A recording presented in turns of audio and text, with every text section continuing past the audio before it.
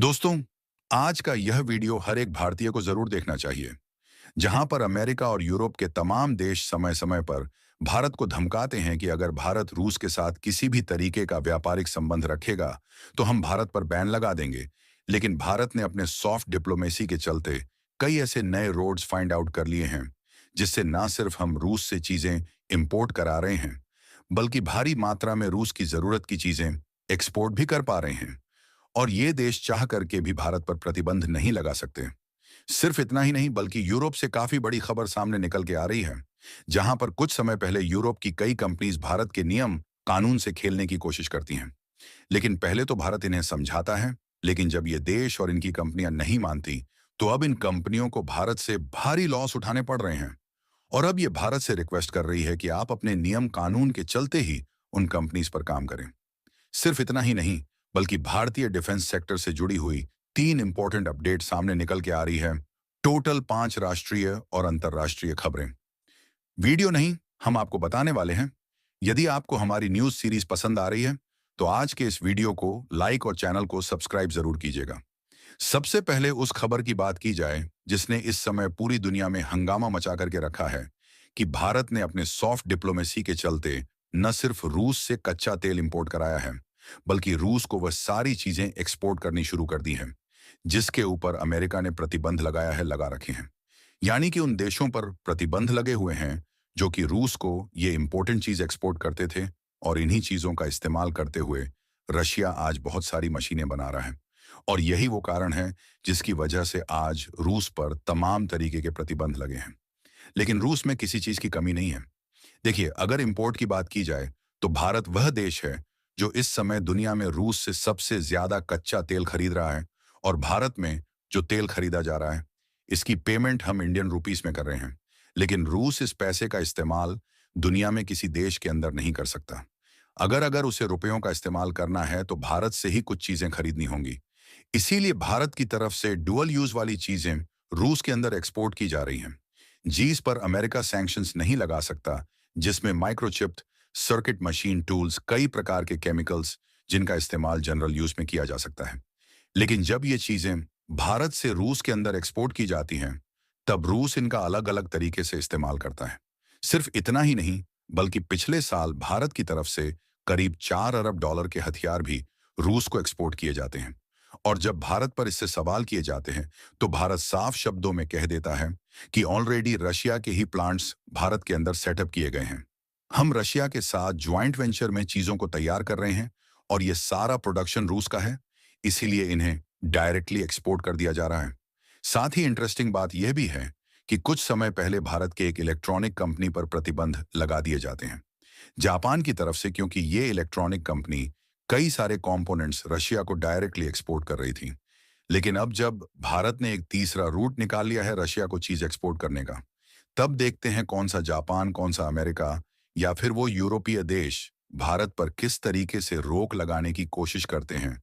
और इससे भी बड़ी सोचने वाली बात यह है कि जहां एक तरफ हम रशिया के साथ भारी व्यापार कर रहे हैं, वहीं दूसरी तरफ अमेरिका भारत को हथियार पर हथियार एक्सपोर्ट करने की तैयारी में है। ताकि भारत के इस बढ़ती ताकत पर आप क्या सोचते हैं, कमेंट्स में जरूर बताएगा। नेक्स्ट इंपॉर्टेंट पीड की बात की जाए, तो करीब 1 साल पहले यूरोप के कुछ बैंक्स जो कि भारत के अंदर ऑपरेट होते हैं, इन्होंने भारत से डिमांड रखी कि भारत के अंदर जो आरबीआई है, इसके अलावा सीबी है, यानी कि वो बॉडीज जो कि फाइनेंशियल सेक्टर को कंट्रोल करती हैं, इनसे डिमांड की गई कि हमारी जो कंपनीज हैं, इन पर जो लगने वाले रूल्स एंड रेगुलेशंस हैं, ये यूरोप के हिसाब से लगाए जाएंगे। और ऐसा भारत के इतिहास में पहले कभी नहीं देखा गया कि किसी और देशी कंपनी भारत के अंदर आए और उनके ऊपर उन्हें देश का कानून लागू हो। वहीं आरबीआई और सेबी ने साफ शब्दों से इनकार कर दिया कि देश के अंदर हमारे काम कर रही हैं ये कंपनीज, और हमारे ही कानून इन पर लागू होंगे। तब इन देशों ने भारत पर कई तरह की धमकियां दी, कई प्रकार की टिप्पणियां की कि भारत की इकोनॉमिक ग्रोथ नहीं हो पाएगी, ये हो पाएगा, वो हो जाएगा।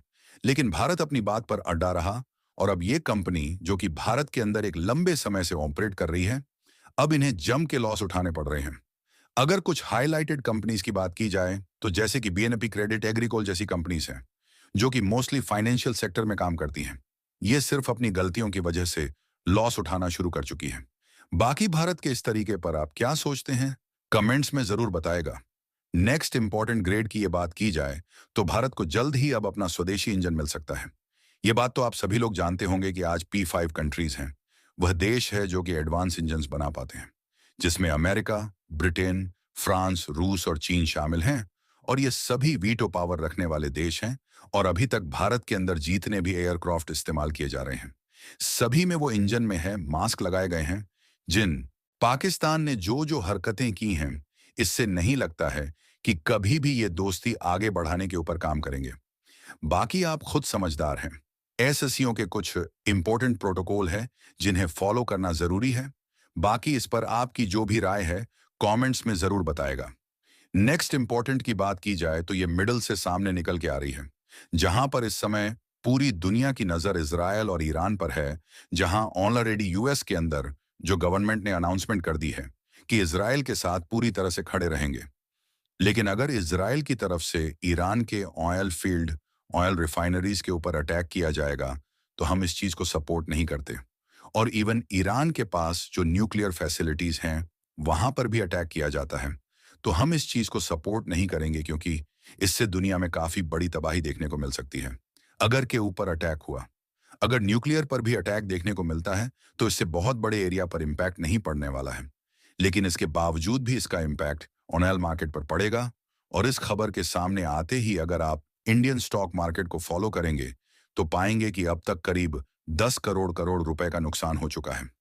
जहां पर क्रूड ऑयल का प्राइस $60 प्रति बैरल था, वो बढ़कर के $77 प्रति हो चुका है। और अगर इजराइल ऑफिशियली अटैक कर देता है ईरान के ऑयल फील्ड और ऑयल रिफाइनरीज पर, तो ये प्राइस $100 के भी पार चला जाएगा। और डेफिनेटली इससे भारत को नुकसान होगा, क्योंकि भारत अपनी तेल जरूरतों का करीब 85% हिस्सा इंपोर्ट करके पूरा करता है।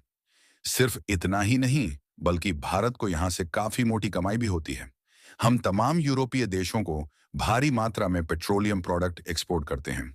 कच्चा तेल हम अरब देशों से मंगवाते हैं, फिर उसे रिफाइन करके अलग अलग देशों में एक्सपोर्ट करते हैं, जिसके बदले भारत में विदेशी मुद्रा भंडार बढ़ रहा हो।